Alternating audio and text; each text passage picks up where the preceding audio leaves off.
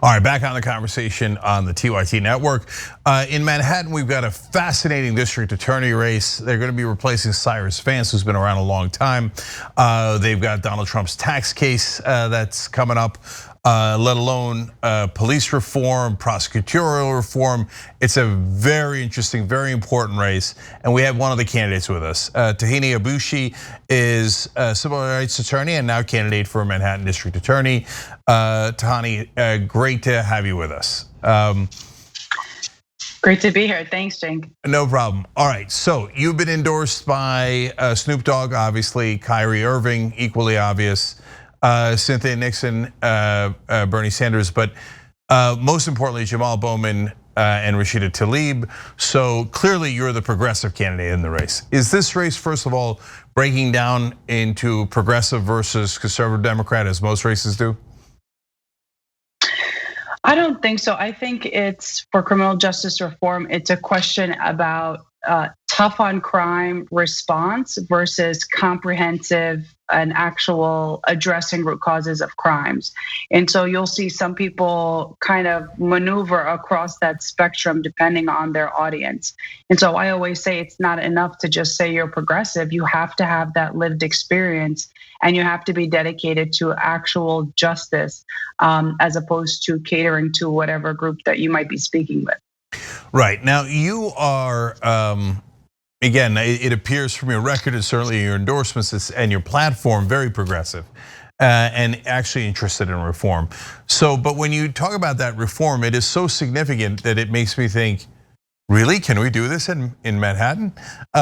Okay, so talk to me about what kind of reform you want to do, just at the basic level for prosecutors, how you prosecute cases. So first and foremost, we have to understand that our goal has to move away from the automation of the system of just this knee-jerk, after the fact, prosecute, and instead respond. And that means addressing the root causes of crimes, making sure we have as many tools in the toolbox, restorative justice, alternatives to incarceration, but also making sure that we are addressing the racial disparities. Majority of arrests and prosecutions in Manhattan are of people of color, particularly the Black and Latino community. And so when we talk about public safety, it has to come from that perspective. And that includes police accountability. And so I started off with a comprehensive declination and alternatives to incarceration policy, which will do exactly that. It'll address the racial disparities in policing and prosecution. It'll ensure that we move away from prosecuting social inequities like substance use disorder, homelessness, and poverty, so that we actually have resources to dedicate to fighting violent crime and holding those parts accountable. While making sure that we get people the resources they need to actually rehabilitate and correct course. How does that work, right? So let's take sex work as an example, or drug use. Now there are drugs that are still illegal, obviously, in New York, and sex work is illegal. So normally they would just be arrested and then tried and then sent to jail and go through that process. How would it work under your proposals? So it's actually not how the process works now. Between sex work and recreational use of drug possession or sale, what ends up happening is these are low-level offenses. They result in pleas, oftentimes coerced. They get fines and fees attached to it, and then that's it. There's no impact on public safety. There's no measurement of rehabilitation, particularly with drug use. And this is significant because this is a public health perspective that needs a public health response. And so we should encourage drug treatment programs, counselors, and programs that can get people on their feet, as opposed to dumping hundreds of thousands of dollars for easy convictions. And same thing with sex work. There often aren't any trials. And instead, people are tagged with these criminal records, and it has allowed for some serious abuses from the NYPD Vice Unit as well, in furtherance of sex work, pursuing and criminalizing sex work. And so we are moving towards full decriminalization of sex work, not the Nordic model, but one that actually encompasses the full decriminalization. And we're also going to pull back and decline to prosecute the recreational amounts of drug possession and sale, because this is a public health issue and one that prosecuting has not made a dent on. Well, that last part is inarguable. So I don't really know what conservatives say, including within the Democratic Party, other than, I don't know, doesn't it feel good to do some sort of punishment, even if it doesn't work? And I would answer, no, it doesn't feel good. So you've also decided that you're gonna try to hold police accountable. How would you do that? Well, one, you have to not be afraid to do that. As a civil rights attorney, part of my work was to do exactly that, whether it was through discipline, termination, or criminal charges for their actions. We got it done. And so we have to establish the Manhattan District Attorney's Office as independent from the NYPD for officers that engage in the criminal conduct, that abuse their power. They must be held accountable. And I'm not just talking about put officers who lie on a list and make it available for the defense. I'm talking about actually prosecuting officers for engaging in perjury, planting evidence, criminal use of force, and making sure that we don't keep them on the force, because if the bad apples are the problems, then they shouldn't be on the force. You've accused others of using police union talking points against you. So have you noticed those same police unions aggressively fighting against your candidacy? I mean, I imagine they are, but I don't know that you've actually seen it. I don't know what form it takes. That's why I ask. No, it comes in the form of supporting other candidates and pushing out rhetoric that's based on complete fear mongering, not facts. And it's taken advantage of people's uncertainties and concerns, especially coming out of a pandemic, right? And so when we talk about wanting real public safety or accountability, it goes back to, well, the sky will fall if we don't continue to pump billions of dollars into our law enforcement agencies. And if we come up with alternatives to ensure that we can actually not only hold police accountable, but address crime, there's also a panic from the police unions. And I think that discourse has permeated all the races beyond just the Manhattan DA's race, but into our mayoral race and our city council races. And so that really is the tug of war, or one of them at least, that's going on in our races. Do we keep pumping billions of dollars between police prosecuting and incarceration and still be told that crime is rising? Or do we actually start addressing the root causes of crimes and actually start alleviating those issues? And that's what this is about. No more knee-jerk reactions, no more fear mongering, no more racist policies. Let's actually start including all communities in the conversation about public safety. So Tahani, I see you're doing really well in the polls, and they're worried about you. Your opponent's spending tons of money. So some of that money might be coming from the police union and conservatives, et cetera. But you're also planning to take on major banks and corporations. And in Manhattan, that'll buy you a lot of enemies. So what kind of corporate malfeasance were you thinking of going after?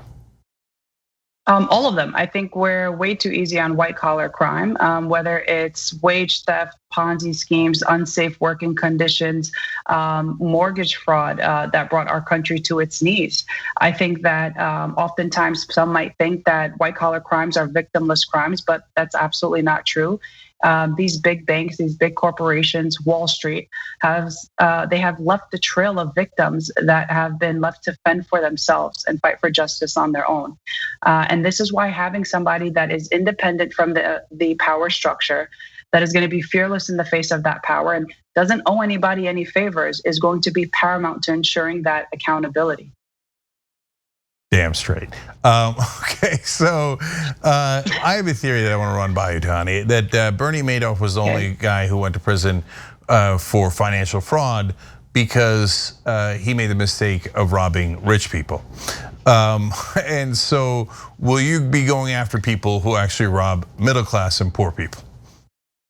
Absolutely, whether it's abusive landlords, abusive employers, those who try to cut corners, those who take advantage of our workers, our immigrant community, undocumented or not. I mean, this is the voice and the perspective that I've been trying to bring to this race. And one of the reasons why I even jumped into this race is because the conversation when it comes time to the district attorney is always centered around making the safe and comfortable more safe and comfortable.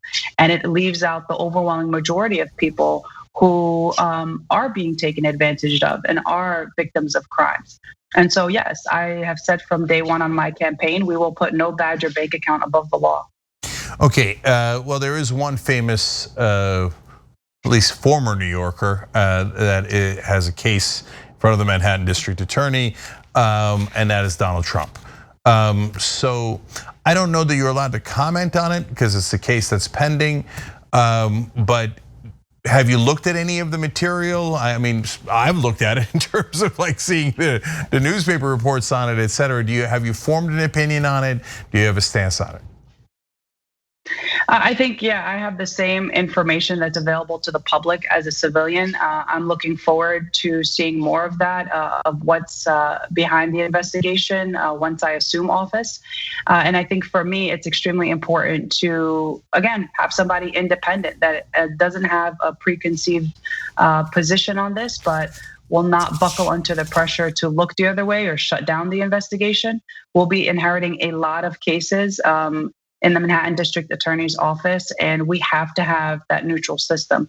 And I'll say this, Cenk, what people are concerned about is this is an opportunity to show whether we really have one system that centers justice around people and is fair and is equitable, or is this going to be one that shows its special favors? And we know that here, particularly with the Manhattan DA's office, there's been issues, conflicts of interest with defense attorneys that have appeared before the DA and have donated to his campaigns, powerful and privileged folks who have been given quite a bit of leniency in their cases. And so there's great concern surrounding not only Trump's case, but how the DA's office will handle these high profile type cases. So we must ensure and show the public that we will be neutral, we will be independent, and we will center our decision around justice. Yeah, if folks at home don't know, it looked like Donald Trump and Harvey Weinstein got a free ride earlier in the Manhattan DA's office. That's my opinion, not Tahani's. Okay, it doesn't look like they're going to get a free ride under Tahani. Okay, so let's just keep it real. No. So the website is tahaniforda.com. We'll have the links down below on YouTube and Facebook. You can check it out for yourself. Thank you so much for running. We appreciate it, and thank you for joining us. Absolutely. Thank you so much, Cenk. Have a good night. Thanks for watching The Young Turks. Really appreciate it. Another way to show support is through YouTube memberships. You'll get to interact with us more. There's live chat emojis, badges. You've got emojis of me, Anna, John, JR. So those are super fun. But you also get playback of our exclusive member-only shows and specials right after they air. So all of that, all you gotta do is click that join button right underneath the video. Thank you.